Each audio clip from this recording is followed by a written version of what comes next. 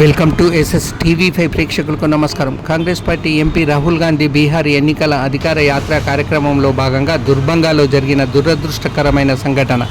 దేశ ప్రధాని నరేంద్ర మోడీ తల్లిపై అనుచిత వ్యాఖ్యలు చేయడమే కాకుండా అసభ్యకరమైన పదజాలంతో మాట్లాడినందుకు నిరసనగా మెదక్ జిల్లా మండల కేంద్రమైన వెల్దుర్తిలోని స్థానిక చౌరస్తా వద్ద మండల బీజేపీ నాయకులు రాహుల్ గాంధీ దిష్టిబొమ్మను దగ్ధం చేస్తూ రాహుల్ గాంధీ డౌన్ డౌన్ అంటూ నినాదాలు చేశారు.